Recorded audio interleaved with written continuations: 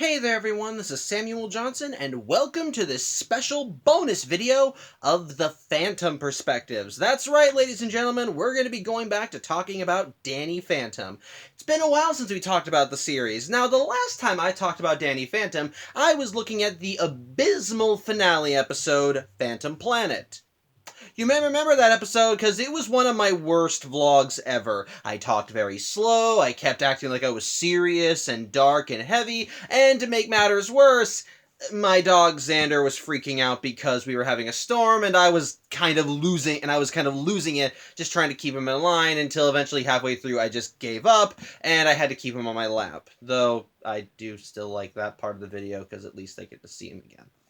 But heavy topics like that aside, the video itself was just not a good one for me. I was not giving my A game, and I was clearly losing my patience with Xander, which in turn affected both me and the quality of the video, and as a result, it's just not a good video. Though to counter that, the episode I was talking about also sucked the big one. As a finale to Danny Phantom, it was just bad, very bad. While there were aspects of the episode that I did kind of like and actually found to be enjoyable, especially for the series finale, well, the episode itself was just riddled with too many problems. Just too many out of character moments for Danny, a conflict that just didn't make any sense, the whole setup with the plot, the lack of loose plot heads the lack of wrapping up loose plot threads. It was just a big mess. Not compounded by the ending where they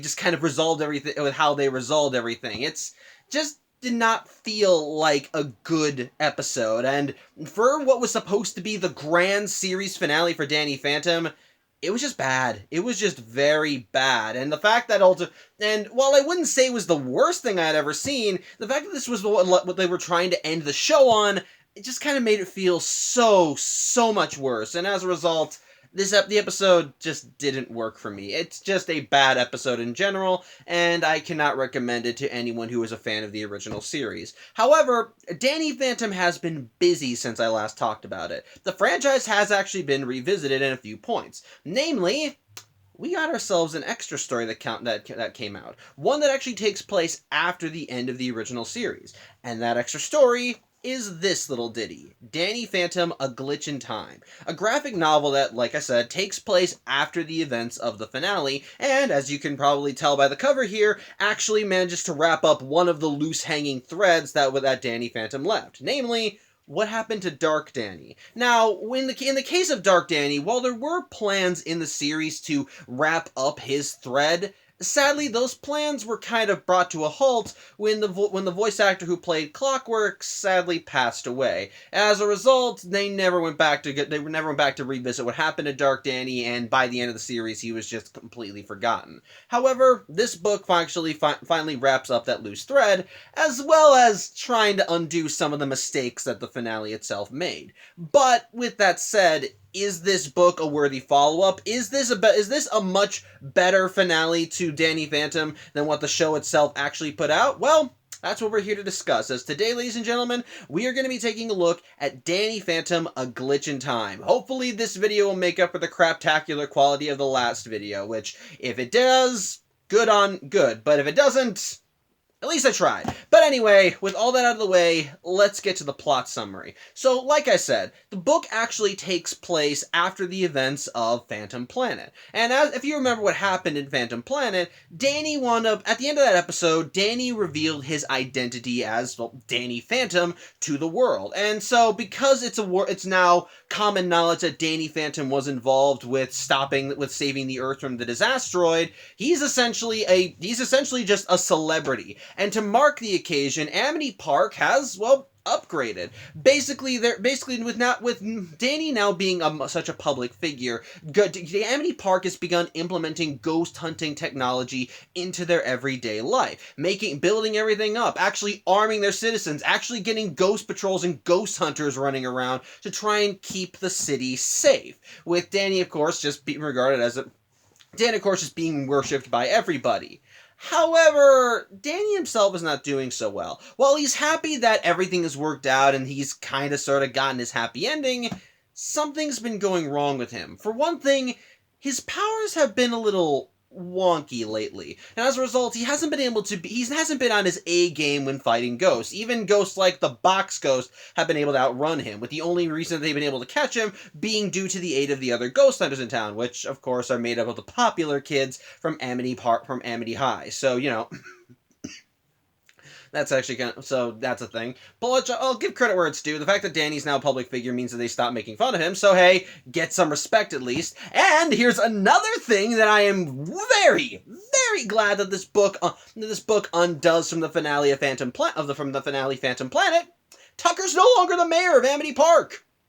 Yeah, I hated it in that episode. I still hate it when I picked this book up. And it was something that I was hoping they were just gonna forget. But no, they acknowledge what happened to Tucker. Apparently, he was still the mayor.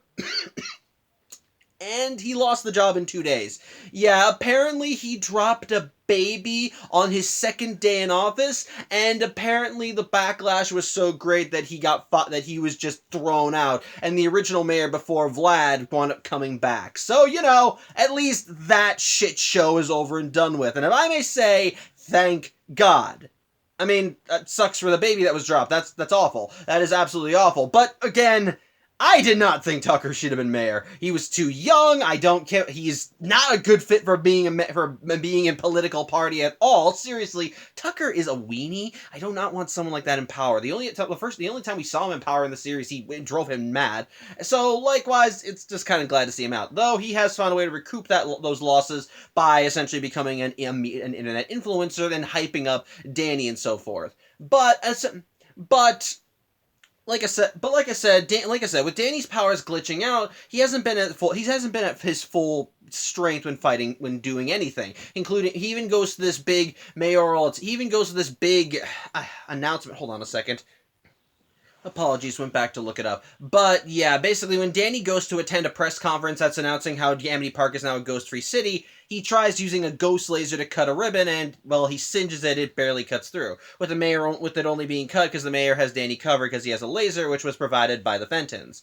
However, like I said, this is only one of Danny's problems. Another, more pressing issue, Danny's been glitching. But I mean, like, literally glitching. For reasons that he doesn't understand, he has been jumping across time. At random intervals, he think daydream and black out as he awakens in another time period altogether. And because he like I said, he thinks it's daydreams because it seems localized to him. But then at one point, the time jumps also affect the people around him. As at one point, Sam, and Tucker are transported back to the Renaissance and end up fighting that ghost dragon who was the princess who just wanted to go to the ball. And then likewise, after the ribbon-cutting ceremony, as they're walking back to Fenton Works, it happens again, and the three of them are transported to the era of dinosaurs and are almost eaten by a T-Rex, where they pop back to the present.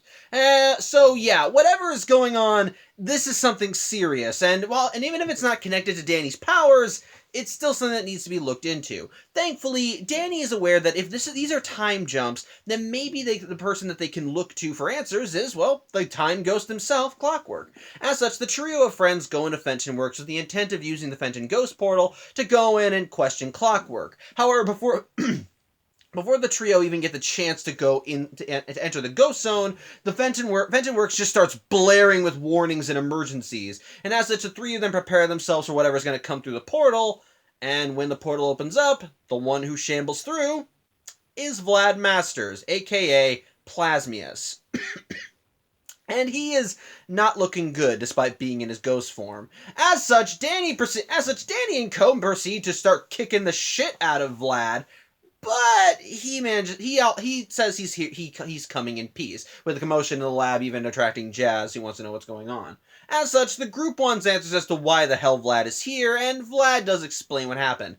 Basically, after Jack left Vlad for dead in space, Vlad used whatever power he had to essentially keep himself going. But by staying in ghost form, it allowed him to essentially avoid the dangers of space, and so he just kind of went on standby and watched as the disaster approached Earth, and thanks to Danny's efforts, the disaster just passed right through the planet. As such, using the rest of his strength, Vlad flew back to Earth in an attempt to try and, get back on track. But unfortunately, due to his actions in Phantom Planet, i.e., revealing his secret to the world and holding it for ransom just so he can be king of everything, he's essentially torpedoed anything that he would have had in the beginning. He's lost all of his power, both political and otherwise. He has no land. He's just essentially with nothing. And Vlad realizes that he can't. That even if he wanted to get everything back, he would fail hard. So he decided that the only way he could actually fix everything was by just hitting the reset button on his life, i.e., he went to see Clockwork. Sorry. As such, she wound up going back to the Ghost Zone and wound up asking and essentially begged Clockwork to undo everything. But Clockwork pretty much told him, "Up yours," and that all the mistakes he's made are his own. He can't do anything to fix them. Vlad, of course, didn't like hearing this, so he attacked the Ghost of Time, and well, that led to a tussle, which caused a bit of a commotion in Clockwork's fortress, including causing a little Fenton thermos that was on a table to start jingling and jangling as it fell off said table, and started getting a little bent up as it bopped around. And as a result, it broke open. And from that Fenton thermos arose Dark Danny, alive and well. And yeah, I should probably mention this now because someone might mention it and it is brought up throughout the book. Dark Danny is not called Dark Danny in the book. He's called Dark Danny on the back of the book, but in the story itself, he's just called Phantom. Mostly because when Vlad actually sees him and recognizes the DP symbol on his chest, he realizes it's Danny. He says, "No, I'm not Danny, I'm just the Phantom." So they just call him Phantom throughout the story. I'm gonna still call him Dark Danny because that's what I mostly know him as, so whatever. So basically, I don't really give a shit what they call him here. I'm just sticking with Dark Danny. Point is, Dark Danny's out, and he's ready to kick everyone's ass. And while Clockwork tries putting up a good fight, well, Dark Danny ain't having any of that, with Vlad even running away because, well, he clearly sees that Dark Danny is someone you don't want to fuck with, so he just goes and hides while Clockwork has to deal with it. And sadly, Dark Danny realizes that Clockwork is too much of a threat, so he decides he needs to take him out, with Dark Danny flying in and managing to grab Clockwork's staff, and to ensure that Clockwork can't do any timeouts or time-ins with it, he takes the staff and then rips it in half, and apparently the staff was literally tied to time itself, so destroying it caused a major explosion. As such, Dark Danny decides that he's going to try and go the extra mile when trying to ensure victory this time. And well, since Clockwork is the master of time, Dark Danny believes that if he truly wants to achieve victory this time around, then he needs to take Clockwork for himself, because he believes that if he adds Clockwork's power to his, then he'll be unstoppable. And so while Clockwork realizes what his plan is, Dark Danny flies into Clockwork's form, much like what he did with Vlad's ghost half, and so the two of them merge, and the end result, Dark Danny gets an even more monstrous form, which, let me see if I can even find it. It's a good one. I actually really like the design. This is Dark Danny's new form, which, again, I dig it. It's a nice little mix between his outfit and with elements of Clockwork, even having Clockwork's eye, and yeah, essentially Dark Danny is now unstoppable, with Vlad essentially bearing witness to all this since he was hiding, and deciding that he needed to get help as quick as possible. Of course, back in the present day, nobody believes Vlad's story, because he could very easily be lying just to manipulate everyone. Hold on one second. Apologies, dog-related stuff. But yeah, the group doesn't completely buy Vlad's story, because again, it's Vlad Masters. However, they do at least want to confirm it, and sure enough, there are weird spectral readings going off in the Ghost Zone, and that if the readings are basically what they think they are, if they get any higher, then they can see a complete and total implosion of the Ghost Zone within 24 hours. And since they've established that the Ghost Zone is the flip side of our reality, if it goes boom, so does ours. So yeah, this is a much higher priority. Plus, like I said, while they don't want to fully believe Vlad's story, it would explain why Danny has been glitching through time. If Dark Danny has fused with Clockwork, then it could be causing time issues. And since Dark Danny is kinda sorta connected to Danny by virtue of him being an alternate future version of him, that of course connects back to Danny and why he's been jumping through time as well. Of course, Danny is just all but pissed at this, But again, he kind of has no choice. Dark Danny, with all of his power, is most likely going to come to Amity Park and try and fuck their shit up something fierce. And so the group does need to be on their A game when he comes, which is easier said than done, as, like I mentioned, Danny's powers have been going wonky, something Jazz is a little surprised by, because apparently Danny never mentioned it to her. As such, Danny admits that he doesn't really understand what's been happening to him, but apparently the powers thing has been happening ever since the Disasteroid. And while theories are positive for why his powers could be going a little all over the map, with Tucker thinking it could be excess radiation from the Disasteroid, Sam thinking it could be sabotage from the guys in white, Jazz thinks that it might be something psychosemantic, that it might be something connected to it might be something connected to him emotionally. Something that she more than wants to pursue with Danny, but right now he just wants to prioritize what's going on with his dark counterpart. As such, Vlad says that if they really want to get Danny back at full power, then he may have a means of doing that. For you see, over the years, as part of the whole looking for all those artifacts that he was looking throughout the years, he was actually studying a source of great ectospectral power within the ghost zone. Something that if tapped into could give someone a essentially ultimate power, which of course is right up Vlad's alley. He thinks that if they can find that source of power, then they might be able to, give Danny the boost that he needs in order to face his dark counterpart. Of course, Danny is wondering why Vlad never looked for it, especially since Vlad had the Infamap, but apparently Vlad has tried using the Infamap. He failed. Apparently, the Infamap did not take him to wherever the source of power was, which leads to one of two conclusions: either this thing doesn't exist, or the map didn't want Vlad getting there. Which, of course, Vlad agrees with, and he thinks that Danny might have a better luck with it than he could. As such, Danny manages to find the Infamap among their thing of junk, and so he decides that whether they like it or not, he and the group do need to work with Vlad. As such, after they put Vlad in the Spectre Deflector to keep him from acting out, they decide that they're going to go right into the Ghost Zone to see if they can find the source of infinite power. In the meantime, Jazz is going to stay behind, arming herself with a Fenton Ghost Peeler, and she's going to essentially rally the troops in Amity Park, let everyone know that there's a known disaster, and essentially getting everyone prepared. And so, the team split off, with Danny, Sam, Tucker, and Vlad taking the Fenton Spectre Speeder right into the Ghost Zone, or at the very least, Sam, Tucker, and Vlad take it while Danny flies around, while Jazz stays behind and essentially gets a red alert across the entire town, alerting everyone that they need to get to designated bunkers, while all available ghost hunters have to be on standby to get ready to face the oncoming threat. So again, races on, which, again, I like this. I do like this. From here, the story does kind of jump between both sets of events, as at some points it'll cut back to Danny and co. as they're looking for the source of ultimate power, while also cutting back to Amity Park and showcasing the citizens and ghost hunters as they're getting ready to face Dark Danny. For the sake of simplicity, I'm going to try and keep them both streamlined, but there will be times when I probably do jump back and forth.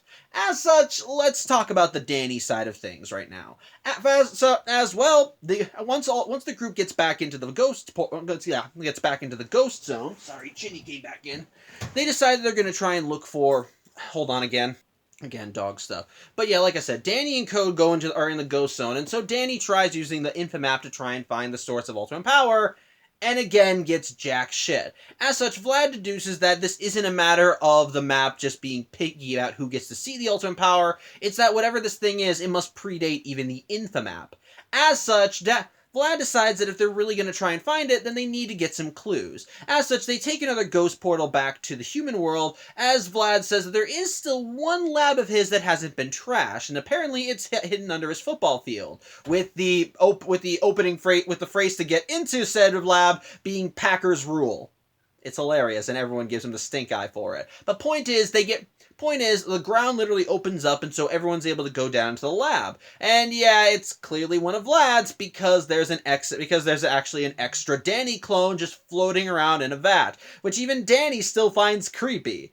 Clearly, this is one that Vlad never used. Point is though, as they're going through, Vlad eventually finds essentially an old trunk full of ancient junk that he amassed over the years. And so as he looks through it, he pulls out several sheets of paper of ancient ruins that he essentially chalked down over the course of his years of study. And basically, he's never been able to fully understand them, but he believes that these ruins could be the key to, discovering where the source of ultimate power is. Thankfully, Tucker has an app for translating them. I'm not even kidding. Apparently, he developed an app for translating ancient texts while he was just sitting out gym class. And so he uses the app to scan the ruins, and while he can't fully understand them, they at least get some clue as to where the source might be, as the ruins do mention something about the Seven, which in this case is meant to be referring to 7 ancient ghosts that imprison the ghost Pariah Dark, who you may remember from the Rainstorm two-parter. Basically, whatever the source of ultimate power is, it must be tied to Pariah Dark, and so Vlad and Danny decide that the best course of action is to go there, and after some hijinks in the Old West do a time jump, they take the Infomap and head back to the Ghost Zone, eventually arriving at Pariah Dark's castle. As such, the quartet goes inside said castle, but doesn't really find anything new that wasn't there before. They even have another clash with a Fright Knight. However, during said clash, the sarcophagus containing Pariah Dark almost gets knocked over and nearly crushes Sam and Tucker. Of course, Danny and Vlad know that letting Pariah Dark out of that thing is a big, big no-no, so they do their best to make sure the thing doesn't shatter, but as they manage to stop it from slamming into the ground, Danny realizes something. His friends are gone, only for Sam and Tucker to pop their heads out of a wall. As such, Danny realizes, there's a secret room back there, and of course, humans can phase through stuff in the Ghost Zone fine. As such, after the Fright Knight tries slashing at Danny and Vlad, they manage to drop sarcophagus on him to keep him from following, as they both ship back to their human forms and follow Sam and Tucker, which leads them to another room, which sadly, the room seems like a dead end, as it just seems to have carvings and other stuff in it, but no source of ultimate power, which pisses Danny off something fierce, because this seems like this whole thing was just one big wild goose chase, with Danny even blaming Vlad. However, they don't really have a lot of time to play the blame game, because once again, Danny and co glitch out of time as they go back to an ancient Mayan temple, and they end up running into a pair of ghosts there called the Hero Twins, who are playing a game of ball and want the group to play with them. While at first they assume that they're here to battle them, Danny starts putting 2 and 2 together and realizes that again, it's just a game. They want to play a friendly game, and so while Vlad is all for kicking these two ghost asses, Danny manages to essentially calm everyone down so they can just play a game of ball, and it actually works out for the best with everyone having fun. Well, almost everyone. Vlad and Tucker did not have fun, but it at least gets everything moving in the right direction. However, as everyone's calming down from said game, Sam managed to look at all the ancient carvings around the Mayan temple, and she gets an epiphany, resulting as a result, when everyone returns back to the present day, she thinks that maybe she might have an idea of what they need to do next. As such, she takes the glyphs and ancient ruins that Vlad had and rearranges them, and sure enough, it resembles a map. But not just a map, but it's supposed to be like a blueprint of the castle, and when they actually look at the carvings on the ruins, it matches up with various symbols on the floor of the room they're in. And so, when they investigate them, they find out that all of these various runes are actual switches around the room, and that if they want to activate them, they need to activate all the switches at once. As such, Danny and co all get into their positions. Vlad manages to make up the difference by cloning himself, and sure enough, after they get tumbled around after activating the switches, a secret gateway opens up in the floor, resulting in the quartet going through these big long staircases until they eventually do find the source of ultimate power, which in this case seems to be like a cordoned off area of the Ghost Zone that is just rife with its own strange ecosystem and these other ancient tablets that are covered in moss. As thankfully everyone's able to just rub the moss off, and Tucker once again uses his app to translate them, but this translation being a lot better than the one that translated Vlad's ruins. And I'm not going to repeat what these tablets say, but essentially they tell a story of how the ghost world and the human world were once one, but a great war essentially caused both worlds to be split in two, separating the spirit from the human and creating the human world and the ghost zone. However, it also talks. However, the ancient texts also kind of explain the connection between humans and their spectral form. That the divide is not a natural one. That when it comes down to it, they are meant to be one. But if the spirit should ever leave the body, then what's going to be left behind is just going to be excess energy from when the person was alive, and then if given enough time, the spirit that's left behind will lose sight of its humanity. And so, while everyone just kind of is reeling as to what the heck this is, they're able to translate it really well into their own modern lingo. In this case, the spirit that the ancient texts are talking about is meant to be human essence, essentially emotions.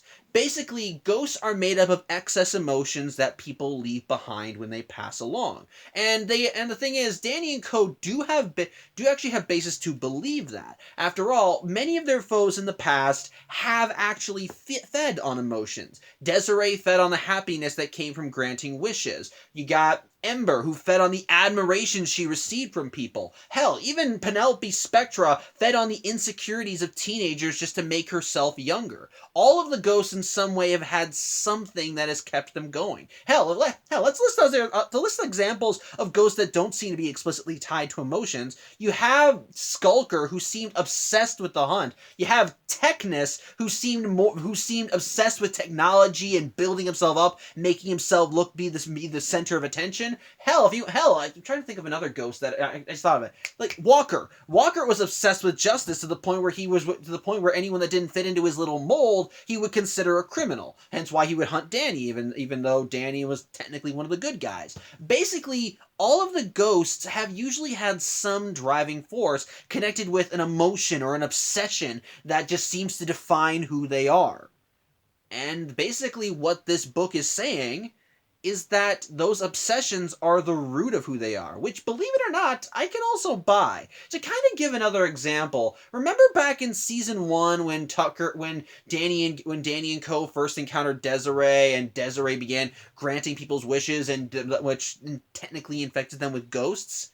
The ghosts that were created were tied to a specific emotion that was created from that essentially was rooted to the wish. Like, case in point, when Dash wished that he was good at football, he was transformed into a monster, and the monstrous ghost was obsessed with winning at any cost. When Paulina wished that she was just as cute as this Hello Kitty ripoff character, it was essentially that the spirit that was infecting her was based on her vanity. It was created from her vanity. And then likewise with Tucker, when he wished he had ghost powers, the ghost powers were tied to his jealousy of Danny. And the worse his jealousy grew, the more ugly he became, because that was what the ghost powers were linked to. Which also seems to imply that Ember didn't inherently make all those things evil, it's just that the emotions that fueled them were not good ones. So I kind of like that. This does further explain why things are the way they are. Of course, Vlad's not happy with this knowledge because, hey, he spent years researching this shit just to try and find the source of ultimate power, and essentially this thing is telling them, ghosts are just emotions, so deal with that, I guess. So Vlad is just angry and thinks this is all a waste of time. However, Danny is able to start putting 2 and 2 together and begins to realize how this is kind of affecting him. So, I mentioned in the beginning that thanks to the events of Phantom Planet, the world is safe and Danny's now regarded as a world-renowned hero. Well, the thing is, that fame is technically the root of Danny's problem. As he says in this book, part of the reason why he was Danny Phantom at all was because he felt he had no choice. There were monsters that had to be fought, his friends he had to protect, and as a result, he always believed that he had to do this, that he had this power, and thus it kind of entitled him to certain responsibilities, like, to kind of quote the known phrase. And as a result, it led him to becoming a superhero because he felt that was what he had to do. That was his purpose. But now the world is safe. His family is safe. Amity Park is arming itself against any future threats. Danny ultimately has no. Danny starting to believe he really does not have a purpose. And that's the problem. Danny, his entire hero career has always been the thing that he believed other people needed him to be. He's always been the protector, the hero, and all that stuff. But now he's not needed anymore, and he's never really had the chance to think about what he wants. And so Sam asks him a question: what does he want? Which I'll get back to this when I actually finish the plot summary. But what I love here, as Danny asks that, she is holding Sam asks that, she is holding Danny's hand, and it's really nice. It's sweet. It's just, again, I'll bring this up, and I'll bring up what I like about this when I'm done with the plot summary. But it's a nice little subtle way of showcasing their relationship. Point is, Danny wants to make things better, and with this knowledge that these tablets tell, that ghosts are essentially just excess emotions that have been left behind by their living selves, well, it makes him want to be that bridge, essentially be that gateway between the human and ghost world, and to actually, in many cases, help ghosts heal. As after all, these are the emotions that keep them together are strong ones. And as I've mentioned, they are clearly obsessed with these emotions. They're clearly obsessed with whatever they had in life.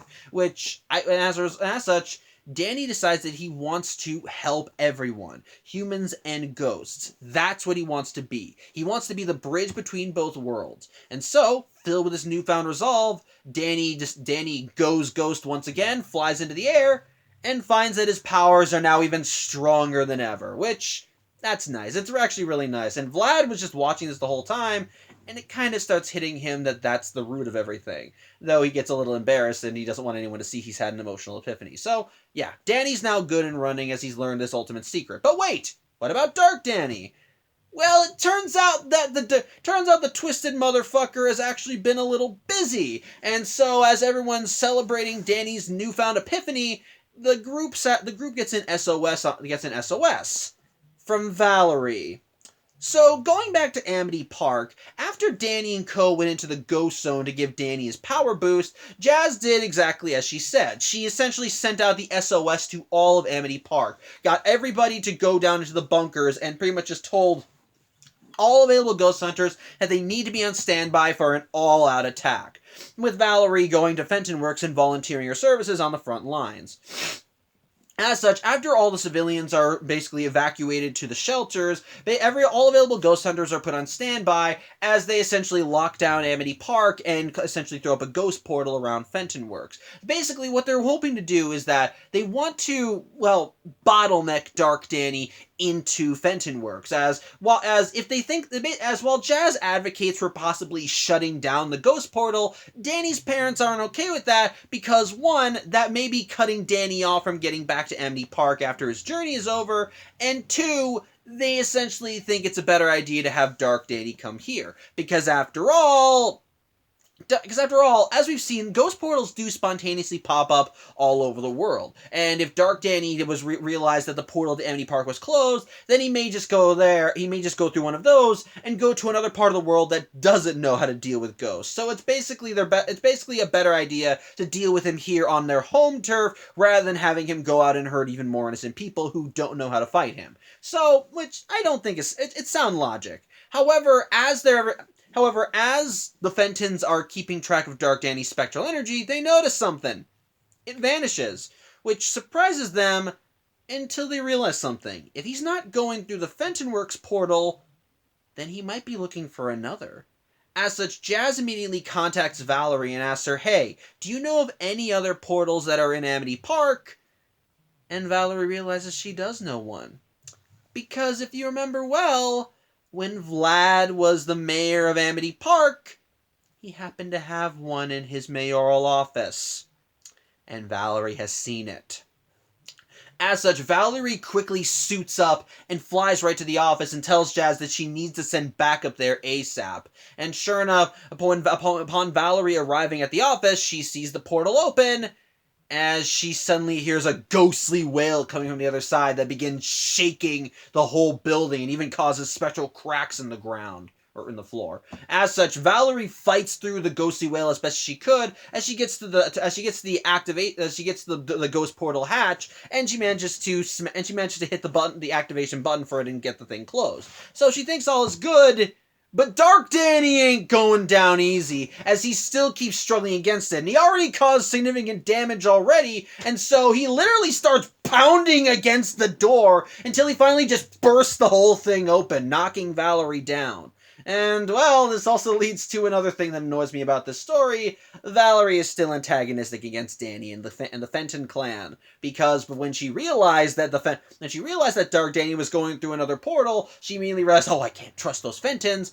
And upon seeing Dark Danny now and recognizing the symbol on his chest, she so quickly realizes who he is and immediately tells him, I always knew you were evil! And Dark Danny just smugly says she was right before blasting her and supposedly killing her. Again, supposedly. She actually is alive, and we do later see that she's alive and well, so whatever. Point is, Dark Danny's loose, and using his immense power, he just starts ripping Amity Park to shreds, destroying everything in his wake, not discriminating for a second. And while the Fentons try going in to take Dark Danny down, it's a losing battle. For everything they throw at him, he just knocks it all aside. They shoot missiles at him. He freezes them in the air and then just blows them up. He blasts at them with lasers. He blasts them with lasers. They try shooting him with lasers. He throws up a shield. He uses his psychic powers to grab the Fenton RV and just crush it which that almost kills Jack, but he manages to get out okay. And at one point, Jazz even tries to actually negotiate with him, which leads to, honestly, a really good line. Let me see if I can find it, because I really do, because it really is one that's worth remembering. She said, because Jazz actually tries talking with Dark Danny, because regardless of what's happened to him, it's still Danny somewhat. And so she tries reminding him about why he shouldn't be doing this, that they're his family, this is his home. And his response? Losing you in my timeline only gave me power. If you think I regret that, then you're a fool. And Jazz's response? Then I guess I'm a fool. It's heartbreaking. And what I love about it is that it shows that even seeing this twisted, alternate version of her brother, Jazz still somewhat wants to believe in the good in him, because she knows Danny. She knows that that somewhere in this monster is her younger brother, the good kid who wanted to use his powers to help others. And despite all the bad he's done, that faith has not died. I like that. It's sad. Thankfully, though, before Dark Danny can cream the Fentons, well, Valerie comes in, still alive, as she tries joining the fight. Unfortunately, Dark Danny is still too powerful, and if her future self couldn't take this guy down, what hope does she have? As he once again just proceeds to walk right through her. Sorry, I'm gonna look back in the book to see if I can get everything right. And is just easily creaming them. As a result, after Dark Danny deals with the Fentons and Valerie, he begins continuing to destroy more of Amity Park, as he begins calling out for his 14-year-old counterpart, as he still has a bone to pick with that kid, and he wants to win against him by any means. Unfortunately, more ghost hunters appear in the form of Dash, Paulina, and blonde girl, I don't remember her name, but sadly Dark Danny is still kicking their asses as he manages to repel their blast and then hits them with another blast, which causes them to start glitching as well, which confuses Dark Danny until he starts convulsing and glitching himself.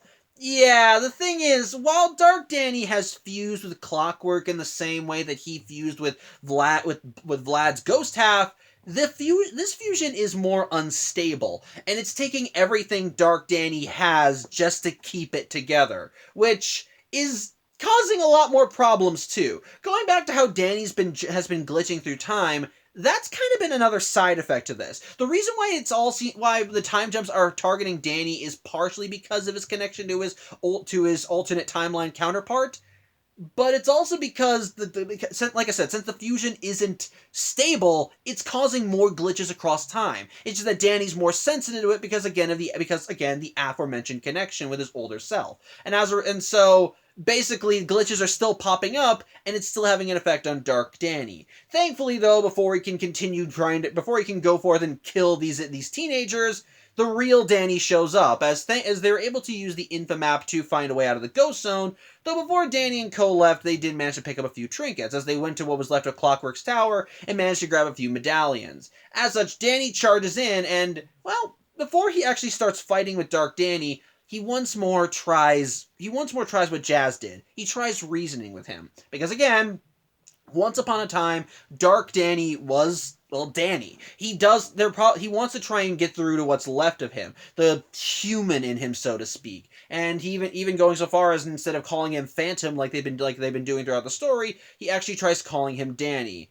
But again, Dark Danny is not budging. He says he's not linked to any of that, and he even just outright attacks his younger self, using Clockwork's time powers to even freeze him for an easy kill, only for Vlad to come in and start whooping Dark Danny's ass. Thankfully, that's when Sam and Tucker arrive with the medallions and throw one on Danny to keep him out of all the time loops that he can cause. But going back with Vlad and Dark Danny, during that tussle, Dark Danny exposits how part of the reason he is what he is because of what Vlad and his timeline did. The ripping out his ghost half and the two of them fusing together. Which Vlad's just shocked to hear that, and basically, while Vlad tries essentially making excuses, saying that wasn't him, he didn't do any of that, Dark Danny just kind of laughs in his face, telling him, "Isn't this exactly what you wanted? All this ultimate power, it's everything that you would have ever hoped it would be." And he just keeps proceeding to beat his ass.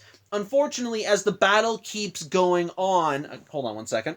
Sorry, again, I went back to the book. Basically, as the battle keeps going on, Dark Danny manages to even throw Vlad right into the Fenton RV, right in between Jack and Maddie, which I find hilarious, which I find funny, especially when Jack almost treats him like he's an old pal again, until Maddie reminds him, "Hey, we hate this guy."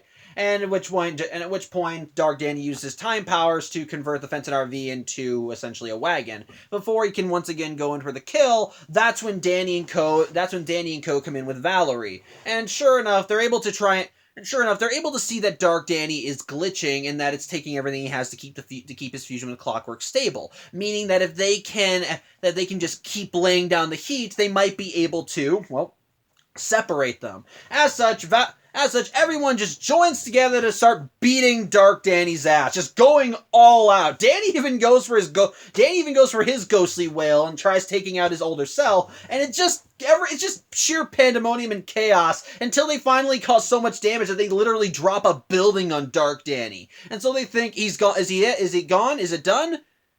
Only for Dark Danny to rise from the ashes. And if I thought he looked creepy when he fused with Clockwork, this image, let me put it this way.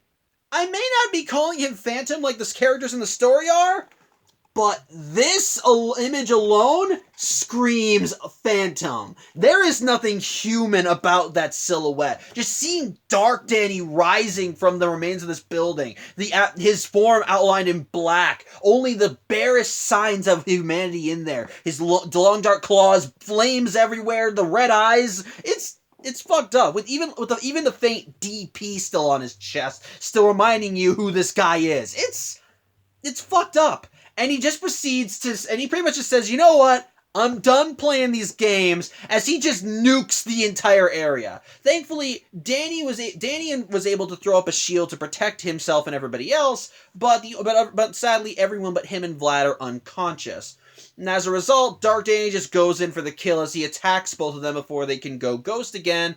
And it also leads to another line in this comic that I think is just really damn good, and I really want to remember it, so I'm going to go look for it right now. It's when Dark Danny has Danny on standby and he's still glitching out, and while Danny is telling his older self that everything he's doing is causing reality to dissolve, Dark Danny doesn't care. He just wants to kill his younger self by any means necessary. If it means killing everyone else, then so be it. And so Danny's response to all this: "If every ghost is a manifestation of emotion, why would you die for power? Why are you so angry?"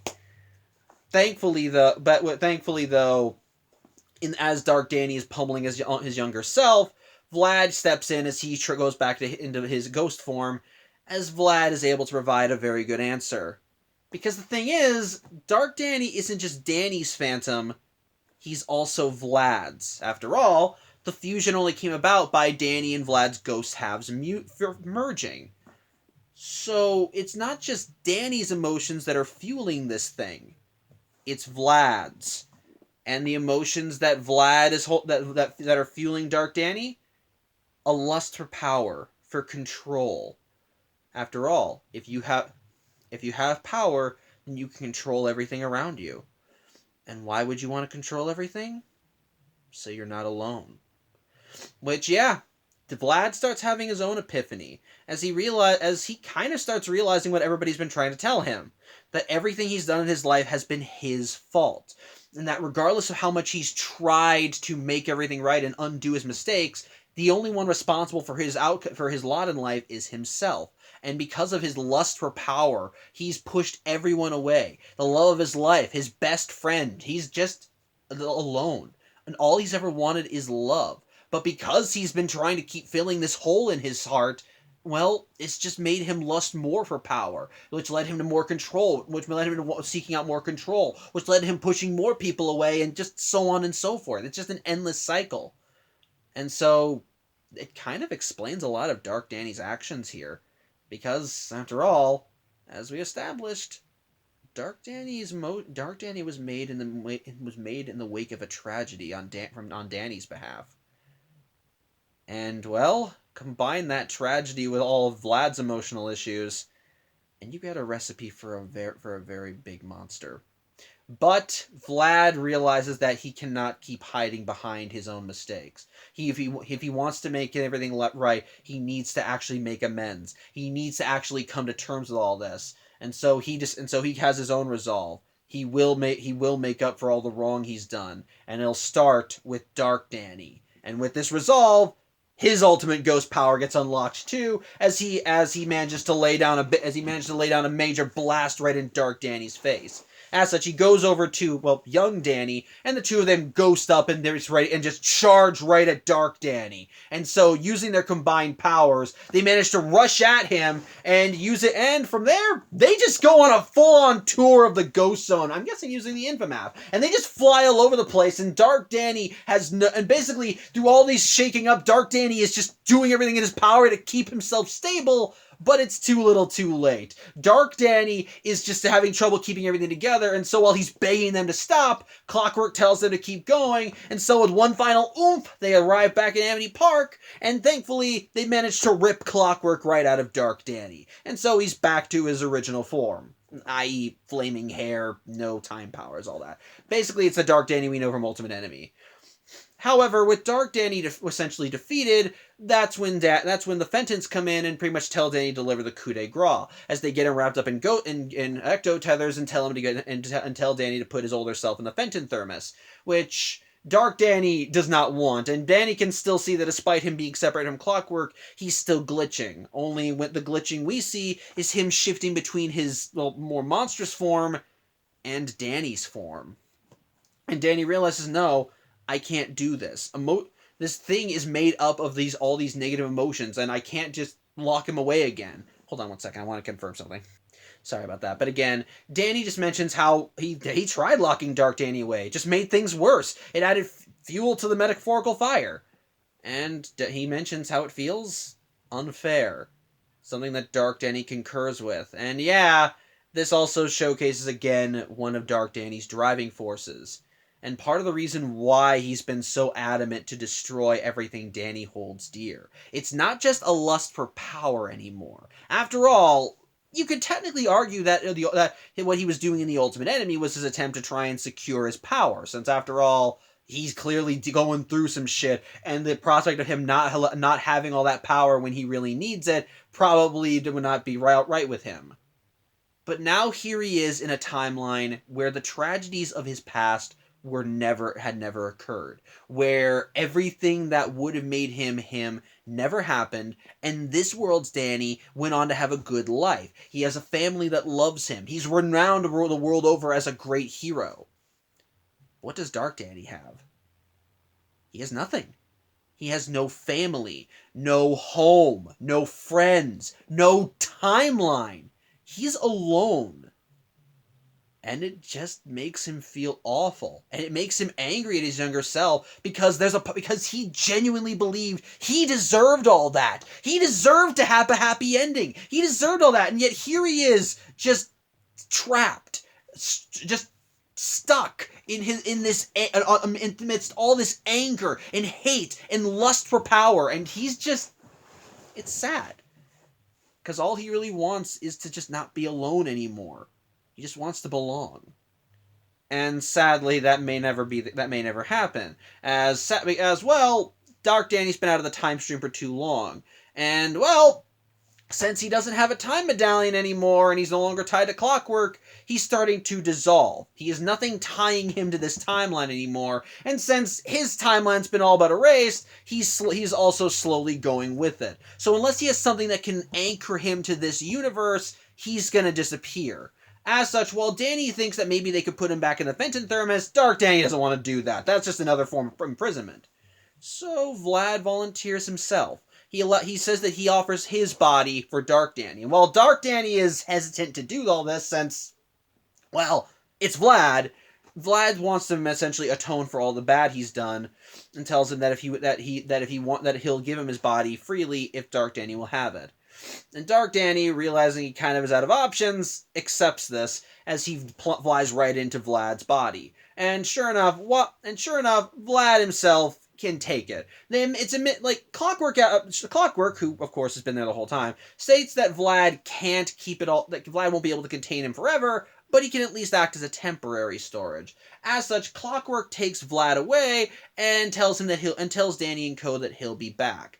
And so sure enough, he opens a ghost portal and takes Vlad away, and Danny and his friends just celebrate their victory. In the meantime, Clockwork returns, having sent Vlad off to do something, to do whatever, and basically he's got some work to do. After all, Dark Danny did cause a lot of problems for the time stream, and so taking the medallions of everybody in the group, he manages to recreate his time staff, and he essentially just times out everything and sends Danny, Sam, Tucker, and Jazz right into the ghost zone. As such, Clockwork admits that it's going to take him, time to repair all the damages that Dark Danny has done. That he's caused damage to multiple timelines, and he basically just has to try and patch things together as best as he can. There's going to be some irreparable damage here and there, but if he works tirelessly, he should be able to put it all back together. But this also raises the question, what about Danny and his friends? Can they go home? Well, Clockwork does say that he can send them back, but there's going to be some change, but it's not going to be exactly the timeline they left. As such, he manages to compile what's left of the original timeline, as well as any others that he could find, and manages to piece them back together into two new timelines. One timeline is exactly like the original, except Danny will have no ghost powers. He'll just be a normal kid again. Whereas in the other timeline, Danny will still have his ghost powers, and things will be relatively the same as they were in the original, but unfortunately, Danny's involvement with the whole Disasteroid incident will have been removed. And so, Danny's secret identity will be a secret identity again. He won't be a world-renowned hero. And so, Clockwork just tells Danny the choice is his. And the only people who even remember the original timeline are the people present with Clockwork right now. As such, while Danny is tempted to go with the other timeline, thanks to the epiphany revolving his powers and how he wants to be the bridge between humans and ghosts, he opts that it's best to keep his powers, and so he and his friends go through the doorway to the timeline where Danny's involvement with the Disasteroid never happened. So, they return back to Amity Park on the day that the mayor was going to, unveil the anti-ghost stuff, and sure enough, Danny and Co are back to being nobodies again, with even Dash still treating Danny like a loser because the universe hates Danny Fenton.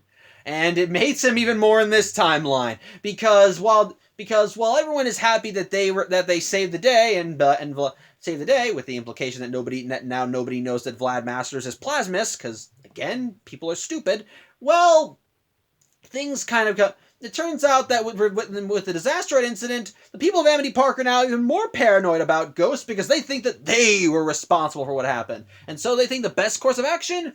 just start educating kids about anti-ghost with anti-ghost propaganda, as they decide that they're going to they're going to make fighting ghosts a regular part of their everyday curriculum, and make it so that pests like Danny Phantom will not be able to trouble them again. So yes, Danny's secret identity is not just a secret in this timeline, but he's back to being public enemy number one. Because again, the universe hates this kid.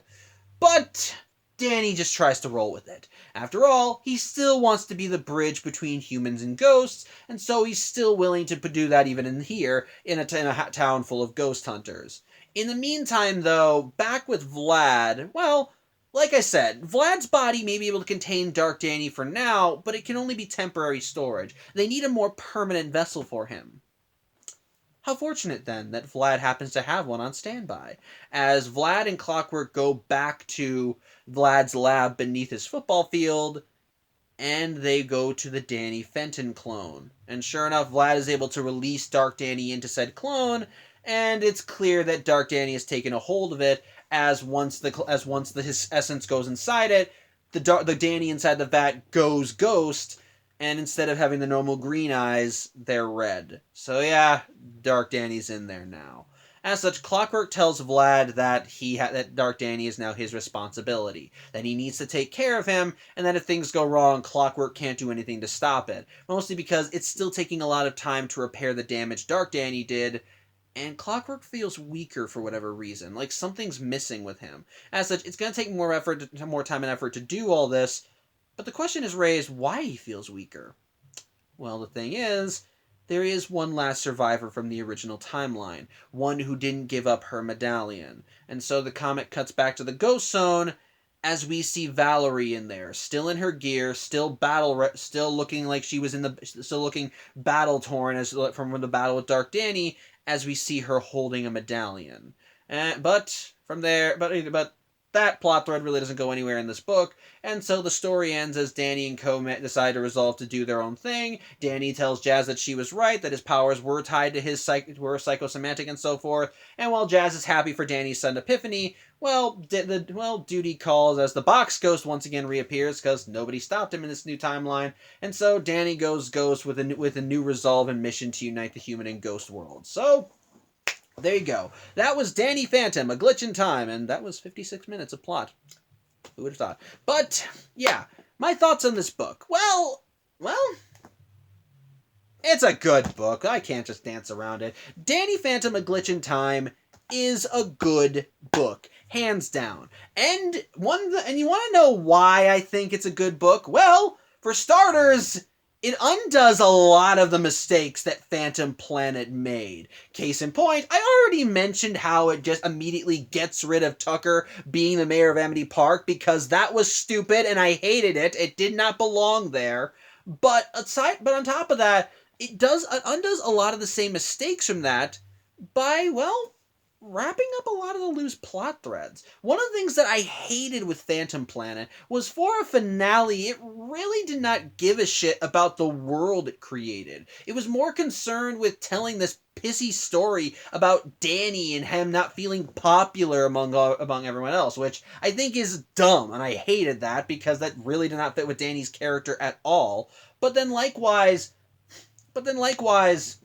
this story actually does offer more of that. And I think what helps make it work as a finale is, well, it kind of challenges that mindset from Danny. Case in point, when Danny was having trouble with his powers throughout the course of the story, essentially what allowed him to regain control of them and get that extra oomph he needed to go into the final battle, it was him finding new resolve. And that resolve was trying to help everybody, humans and ghosts. And the thing is, like with Phantom Planet, Danny is given the chance to have a normal life again when Clockwork presents the two timelines that Danny could go back to.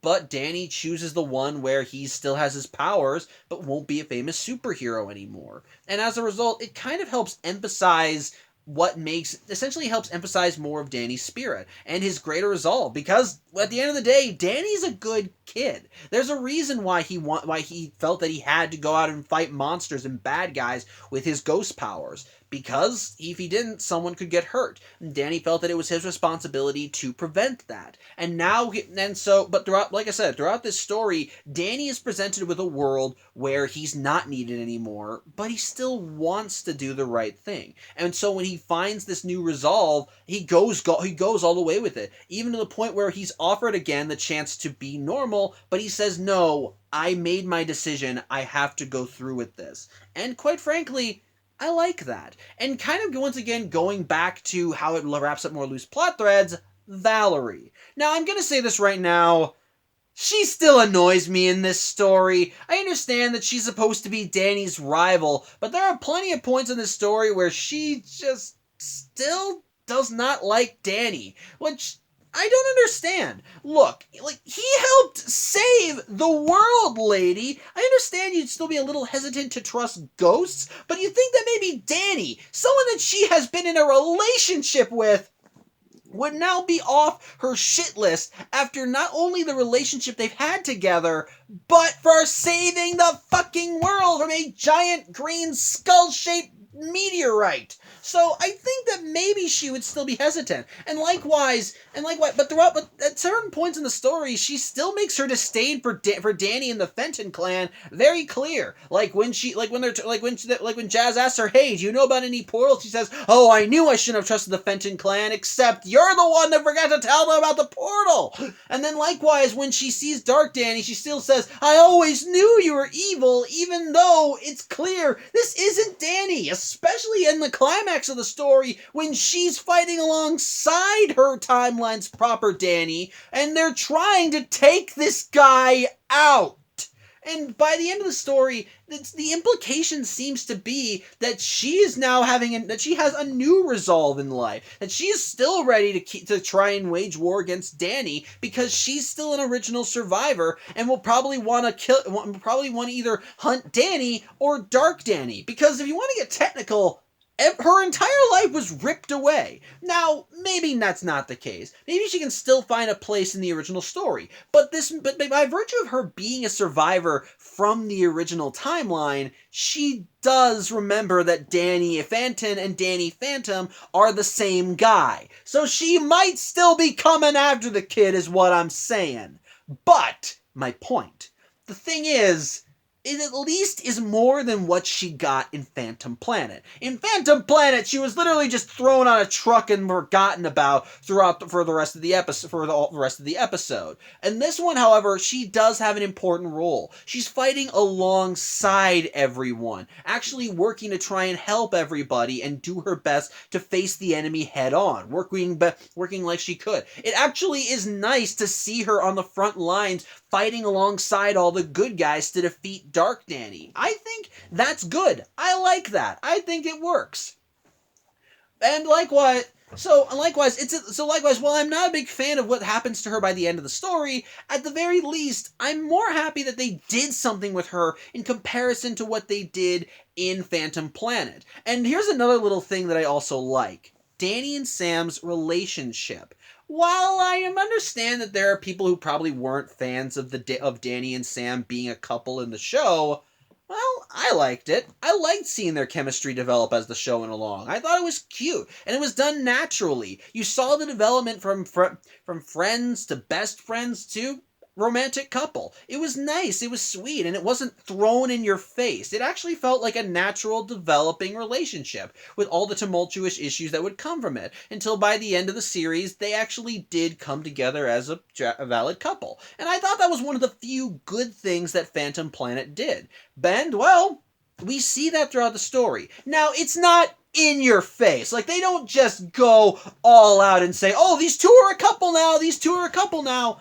But they do showcase it in some small ways. Case in point, when Danny and Co. went to Pariah Dark's castle looking for the source of ultimate power, Danny and Sam are holding hands. And Sam asks Danny a question, "Are you okay?" And Danny just tells her, "No, this place brings back memories, bad ones." And it's a small, subtle way of showcasing them as a couple. It's just a nice way of showcasing that Sam is supporting Danny in this tough time. And then likewise, going back to when they do find the tablets that basically explain how ghosts operate and what they really are and what the true relationship between the human and ghost worlds are, Sam is the one that pushes Danny on, that encourages him to keep going, and figure out what he wants to do with his life. It's again really sweet, and hell, even by the end of the comic, when they end up back in Amity Park, when they enter the new timeline, she's just happy that Danny's found a new resolve, and even gives him a little peck on the cheek. It's a fucking adorable, okay? And I like that. It's a nice way of showcasing their relationship is still intact without shoving it in your face. I dig that. It's nice. It's sweet,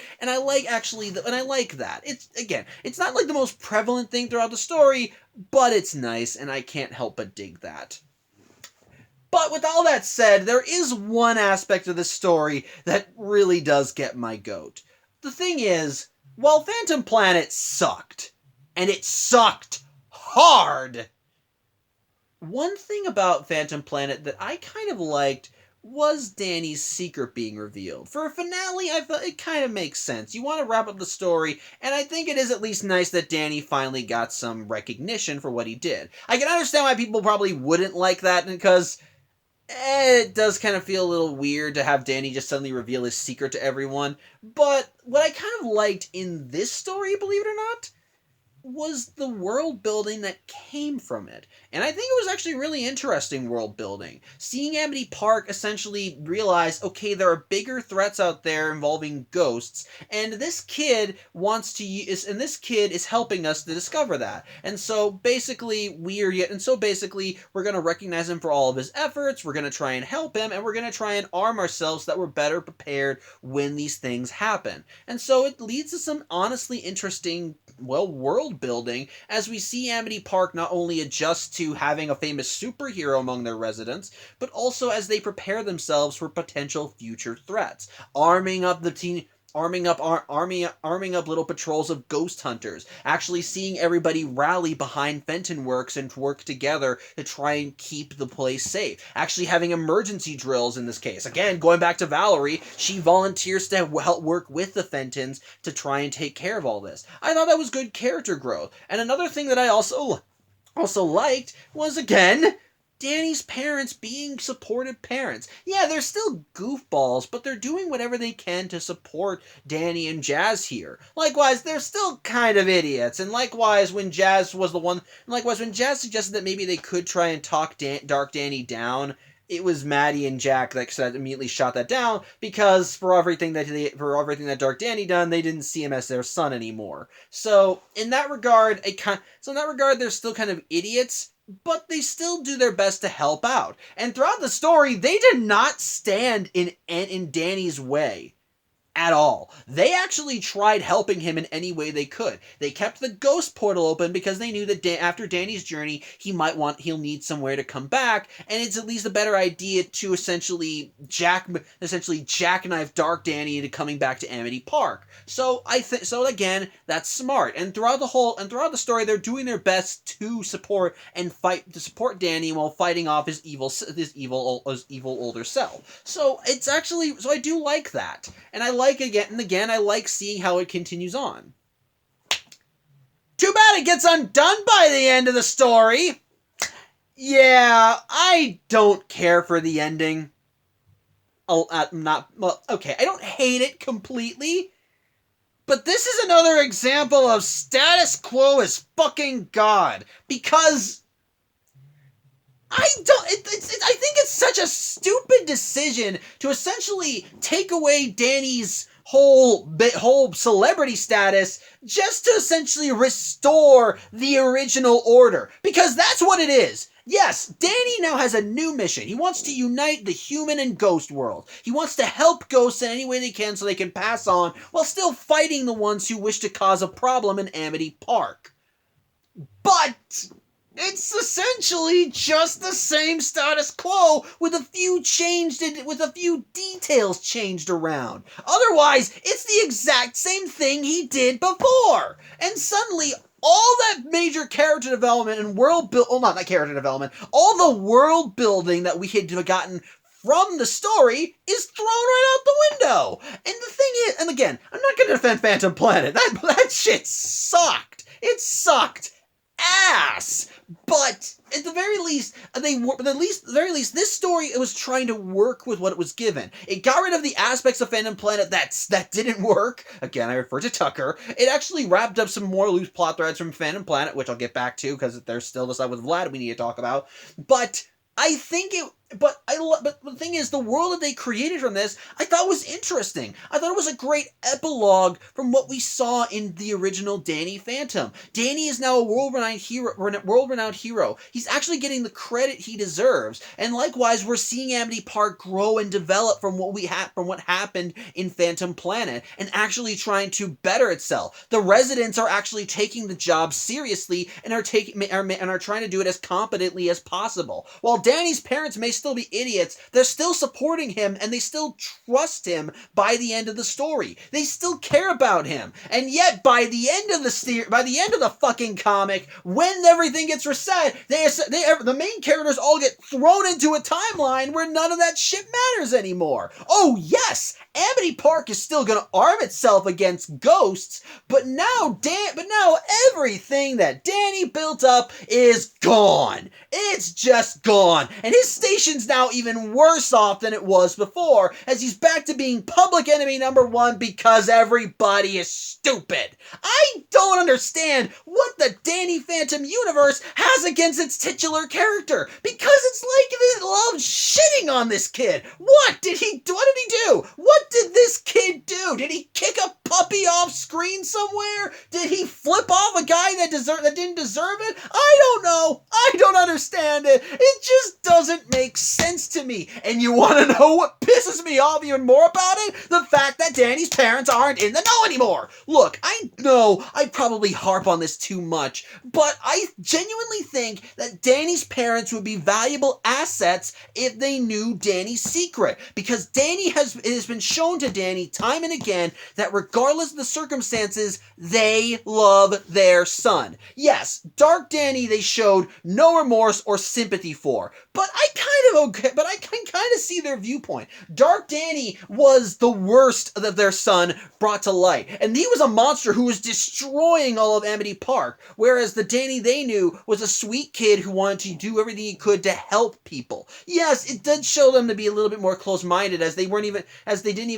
just saw Dark Danny as a monster, whereas Jazz was still trying to connect with him like he was still her brother. But at the end of the day, they still trusted Danny explicitly, and by the end, when Danny advocated for sparing Dark Danny because, well, trapping him again would just make things worse, well, they let Danny do it. They don't intervene. They don't argue with him. They're a little worried, but they continue to just let Danny do his thing because they fucking trust him. And likewise, throughout the story, they do nothing to impede Danny. Because I've heard arguments, especially from my friend Haley, that basically that if Jack and Maddie learned that Danny was half a ghost, that they would get in his way, that they would be the intrusive parents, that they wouldn't understand what they're doing. But the thing is, they love their kids, and while they do push it a little with how involved they should be with their kids' lives, they still want to be good parents. And throughout this story, we see them actually doing everything they could to support Danny and Jazz, help them out in whatever way they could. And it works, and it showed that despite everything, they're still trying their best to be good parents. And so by the end of the story, having them be included in the number of people who forget that Danny Phantom is Danny Fenton annoys me. It genuinely, honest to God, annoys me, because we've been shown time and again that Danny's parents would love and accept him no matter what. And again, you can make the argument with Dark Danny, but I still would argue that, again, different circumstances, and Dark Danny was fucking Dark Danny, so I think I can give him a pass. So you can kind of understand why they wouldn't be more willing to trust this guy. My point is this. My point is this. It just annoys me that they took all that world building and development on the Phantom's part and then just tossed it out the window just for the purpose of renewing the status quo with some little changes here and there. It's dumb. I really don't like it. It feels like, again, they essentially took a shitty situation and then they tried working off of it as best as they could and told it, honestly, really good story. And so to kind of just torpedo everything in the end, I don't like it. I just genuinely don't like it. It pisses me off. It annoys me, and I feel like that's something that they didn't need to undo. But maybe I'm in the minority on that one. Maybe a lot of people hated that. Maybe a lot of people hated what happened with Danny, with what happened with Danny and him revealing his secret. Which, you know what? If you do, that's you. That's you. And I'm glad if you enjoyed the finale. Good on you. I hope you keep enjoying it. And the thing is, while I don't like what they did with the finale, the rest of this story is honestly really damn good. Like I said, let's go back to things I genuinely like and how this improves as a finale in comparison, and how this works as a finale in comparison to Phantom Planet. Going back to the stuff with Danny and his development, I kind of like what they did with him in showcasing how he can grow. After all, the world is at peace, so what can he do? I like seeing that. So I like the journey he goes through as he has to try and find a new purpose in a world where he doesn't have to be the big damn hero anymore. So I like that. And by the end, even with the undoing of the timeline, it still feels like there was genuine growth and that Danny is growing into a better person. And then likewise, let's talk about the villain. Let's talk about the villain. Specifically, let's start with Vlad. This story, I think, did more for Vlad than season 3 of Danny Phantom altogether. Because, well, Vlad actually gets some fucking character development. And it's good character development. Just as Danny essentially had to come to terms with himself and find a new purpose in order to achieve his ultimate power, Vlad also had to come to terms with that. What I like is that when Vlad learns that Dark Danny is the way he is because he's a combination of Danny and Vlad's ghost halves, it allows Vlad to essentially get a good look at himself. Because a lot of what makes Dark Danny what he is comes from Vlad. His lust for power, for control, his love of destruction and tearing everything down. Vlad recognizes these things, and it allows him to kind of see them in himself, finally give him some much needed introspection to allow himself to grow. Because, well, by seeing all these features in Danny, it makes him realize he needs to work on himself, and that if he truly wants to improve his life from what happened to him, from all the bad things, he needs to stop looking towards the past and work towards the future. And the story actually does offer some bits of hope for that, as he has a chance to be with someone that also lost everything. In this case, Dark Danny. Dark Danny has been given a second chance in Vlad's clone Danny body, and so now Vlad has a chance to be. Now Vlad essentially has, well, a son now. Someone that he can train, someone that he can help, someone who's dealt with similar shit and is probably dealing with similar emotions. Vlad can help him work through these and maybe, just maybe, help make Dark Danny into a better person so that he never becomes that monster again. And I like that. I like seeing that development. And then another thing, Dark Danny himself. I already loved Dark Danny from The Ultimate Enemy. I thought he was a perfect villain in The Ultimate Enemy. He was great. He was a great enemy to fight against Danny. After all, because he was Danny, he knew every single way to hurt this kid, both physically and emotionally. And likewise, because he had 10 years of experience over Danny, plus combined with the fact that he was a full ghost, it gave him better tricks and it allowed him to have better tricks as he's had 10 more years of experience, plus more power, plus his power set was even greater than that of his younger selves. So as a result, he not only was a good match for Danny in terms of emotions, but also physical prowess. Basically, there was no way that he was a character that could easily whoop Danny's ass without trying. But this story not only wrapped up the plot thread with him, but it also gave him some much needed character development. After all, with learning that ghosts are essentially the excess emotions that we leave behind and just push to an extreme, it makes you finally look at Dark Danny's actions in a much different light. And quite frankly, I think they're really damn good. I love the development we get for Dark Danny here. And when you very much put together the emotions that make him who he is, his loss, his regret, his lust for power, for control, all because he doesn't want to feel alone, it makes you feel so sorry for this guy, and it makes you just think, and imagine with me if you will, because the thing is, Dark Danny has been living like this for 10 years. He's been basically for 10 years, he has been angry, taking all that anger out on the world, destroying everything, punishing the world for what was done to him, all because he misses his family. And it actually puts some of the stuff from the Ultimate Enemy in a different light. Let's go back to going back to the Ultimate Enemy. In that episode, when Dark Danny went back in time and went into his younger self's room, like I said, there was some fondness, some nostalgia there. Like when he said, "My old room, my old face, and my old sister." Or when he was talking with Tucker and Sam, he was like, in my weaker moments, I sometimes miss your droll sense of humor. There was in those moments, you saw hints of genuine nostalgia. Now, ultimately, I wrote those off because while there was some clear connection there, he did write it off because he thought, whatever. But the thing is, considering what we learn in this story about how Dark Danny was angry that his younger self got the happy ending he felt he so rightfully deserved, it makes Dark Danny, you can understand why Dark Danny would want to tear all this down. And likewise, because he misses it. He misses having everything. But no matter how much he tries, that happened to him. He lived through all of that. And regardless if Dark Danny wanted to go back in time and change the events, it still happened.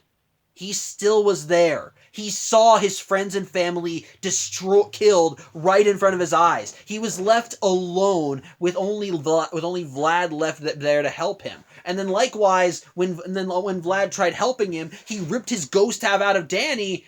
And again, all that was left was the anger and sadness and loneliness. Hence why Danny's ghost half fused with Vlad's. He probably was trying to escape all that, and he was trying to grab onto whatever he could. And then likewise again, Vlad already has his own emotional traumas up here, and so combine that loneliness with Vlad's lust for power, because Vlad even admits he wants power so that he can control, and he wants control so he won't be alone.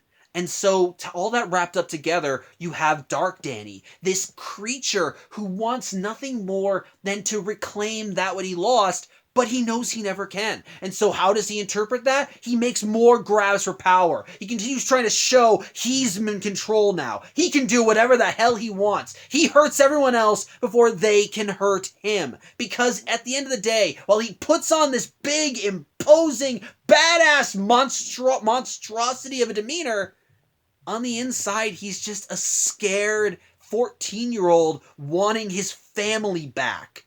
He just wants all of it back, but he never will. And so he tries hiding himself in the security of his power. It's why despite the pain he was in, he still tried to ensure his future. Because he was still hurting in this future, but he had power. He was still in control. He could still do all of this. And he was more than willing to let his younger self suffer just because he knew he'll be better off in the end. Yeah, he'll still suffer, but he'll find solace in this.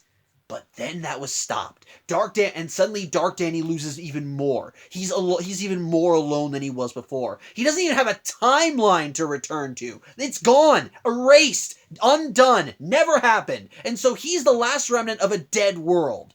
And so what does he do? He decides, if I can't have my world, then I'm just going to tear this one down. Because now he sees Danny living the life that he thinks he deserved, that he should have had. And he's pissed. And so he's ready to rip everything apart just so that Danny can feel the same pain he does. It's tragic. It's sad. And by the end of it, despite how much of a monstrous fucker this guy is, you kind of want to give him a hug. Because like I said, at the end of the day, he's just a scared little boy he's just a scared little boy crying out for his loved ones, knowing that they'll never come back. It's sad, and I love it. It creates so much depth for Dark Danny and puts a lot of his actions in both this comic and the Ultimate Enemy in a much different light. And I think it works. It works really well. But what makes it even better, too, the comic still makes him the Ultimate Enemy. He's still fucking terrifying. He's still creepy. And every single attempt that he makes to grab at power or make himself stronger actually looks intimidating and fucking badass. When he fuses with Clockwork and gains his time powers, he looks messed up. Whenever he's when he's just destroying Amity Park with nothing but glee and evil, you can see that evil. You can see it all out. And when we get to those silhouette scenes, you really just see the inhumanity in this guy, the pure evil and monstrousness that are resting in his soul, and it's fucking creepy. And I dig it. He's still awesome. God damn, I love Dark Danny as a villain, and I think, and ultimately, what they show with him here just adds to his character and makes him an even better one, in my opinion. So, in that regard, that's good. That's really damn good. So, in terms of character arcs, the story does well. It really does well in establishing more to it. But it helps. But ultimately, what I think makes the story carry forward, I think what makes this book just good in general, it's just a good story. Like I said, we got some good world build. We got some good world building, which again, I don't like that it gets undone. Seriously, it's like if you took Steven Universe Future but said, "Oh, actually, the diamonds are still evil," and basically Steven and Coastal have to fight them, despite the fact that they saved everyone. Now it's just dumb. I don't get it. I don't know. It just feels unnecessary. But my getting off topic again. But in that regard, I do like seeing Danny and Co. working. I do like seeing the journey that Danny and Co. take, having to work together to face this enemy. I like the pacing in the story. I like the action. It's still nice. The comedy is still on point. It's similar comedy to what we saw in Danny Phantom, or at the very least the first 2 seasons. There is no hint of season 3 in this story at all. The only things that they keep in the story are what they had to, and so it really works well in that regard. And the jokes are still funny. The action is honestly really good and very well drawn through the thing, as it still embodies the same style from the original series while still being its own thing. There's still some quirky moments, but it's a very interesting journey as we see Danny and Co. seek out the source of the ultimate spectral power in this thing, in the Ghost Zone, and likewise the battles with Dark Danny are just fucking glorious. He is still the ultimate enemy, and adding on Clockwork's power just made him even greater. And so kind of having it be in the comic and having it be the length that it is, it allows the action scenes to be even more glorious than they were in even the Ultimate Enemy. And so it's just it's really cool action, and combine that with all the strong emotional moments we get throughout the story, from Vlad having his revelation to Dark Danny confronting his younger self with all the pain he's felt, to Danny having his own emotional revelations. It all really works out well. And while I still don't like that how they hit the reset button for the timeline at the end of the story, at the end they still leave enough plot threads open so that they can continue from where they leave, so they can continue this story if they were ever so inclined. After all, Vlad is now raising Dark Danny in a clone body of Danny, and so that would and Vlad himself is trying to find redemption now. So I think that would be interesting to actually see if they wish to explore it. And likewise, Valerie is one of the only other survivors from the original timeline. She made it through because she never gave back Clockwork's medallion, and so she was made immune to the effects of Clockwork's time alteration. So she's still around, and it's clear that she's still pissed. There are still enough plot threads in there to continue the story, and combine that with Danny's renewed vigor and how he wants to help ghosts and humans,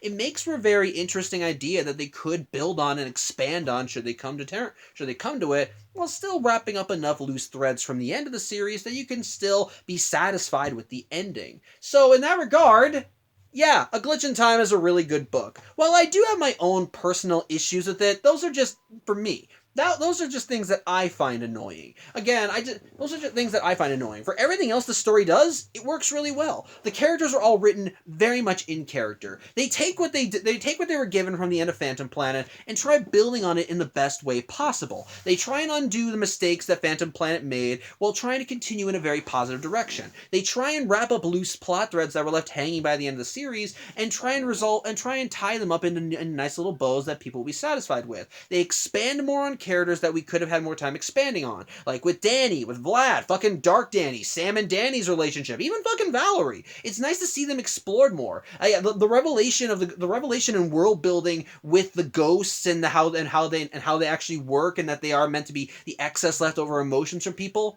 I dig. I actually like. Which, yeah, that's another thing I should probably mention. I like that, and it makes sense. It makes sense. After all, the ghosts are tied to those emotions, and it makes sense. And like I said, like the riddle said, it's even mentioned that the longer the ghosts are around, the more they lose touch with their human side, which is what leads to some ghosts being more monstrous than others, like the ectopi. So, of course, I like that. I think it's cool.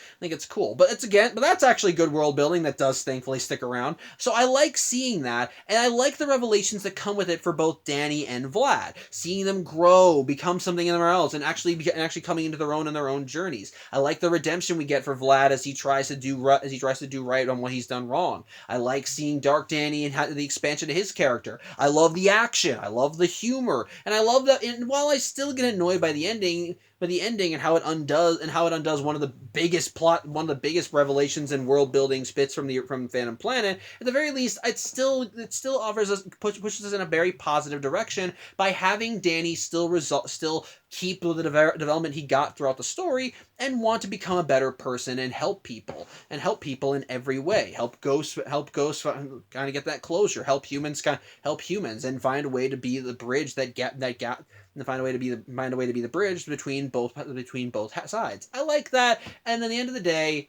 A Glitch in Time, I think, is just a really damn good book, and I think is a much more worthy story to be called the Dany Phantom finale than Phantom Planet could ever be. So, if you haven't read this book yet, by all means, look for it. It is so worth your time. If you're a fan of Dany Phantom, this book will not disappoint. It has so much in there that works. It has something for everyone. It has something for everybody there. It's just overall a good time. So, take for what it's worth, and I hope you enjoy it. So, yeah, I think that's really all I have to say.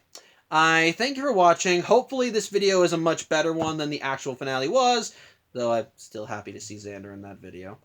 And, well, next week I'll be starting up a brand new vlog series, and it's one that I've been kind of it's a vlog I've been hoping to do for a while, and I hope you all enjoy it too. But until then, I hope you enjoy what we have here. I'm Samuel Johnson, and I wish you a good evening. Take care.